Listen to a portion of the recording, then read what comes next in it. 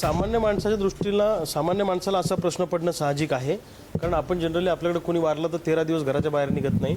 परंतु इथली परिस्थिती वेगळी होती. अजितदादांचं अचानक जाणं, अचानक एक्झिट घेणं हे सगळ्या महाराष्ट्राला स्तब्ध करणार आहे. किंबहुना राष्ट्रवादी काँग्रेस पक्षासाठी हा फार मोठा धक्का आहे.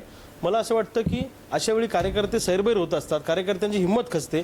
त्यांना हिंमत देण्यासाठी कोणीतरी पुढाकार घेतला पाहिजे आणि तो खंबीरपणे सुनेत्रा वहिनींनी घेतला. त्याचं आम्हाला कौतुक वाटतं.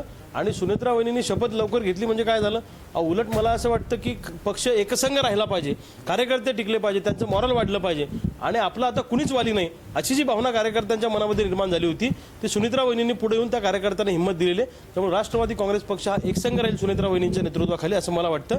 आणि त्याचं विनाकारण त्याच्या अजितदादांच्या जाण्यानंतर आरोप प्रत्यारोप करणं त्या विषयाला घेऊन आणि तो विषय चिघळणं हा त्यांच्या आत्म्याला शांती न देणारा विषय असेल.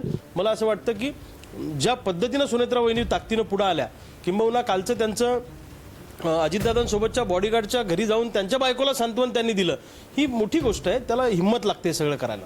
दादांचा घातपाताचा संशय अमोल मिटकरी यांनी व्यक्त केला. एकनाथ खडसे सुद्धा त्यांच्या त्या चौकशीबाबत त्यांनी समर्थन दर्शवले आणि याची न्यायालयीन चौकशी होती त्यांनी मागणी केली. असं आहे की एवढा VVIP मोठा नेता अजितदादांसारखा त्या विमानात बिघाड काय होतो, पायलट काय बदलला जातो, अशा ज्या काही म्हणजे शंका निर्माण करणारे जे काही प्रश्न आहेत हे अनेकांच्या मनामध्ये आहेत.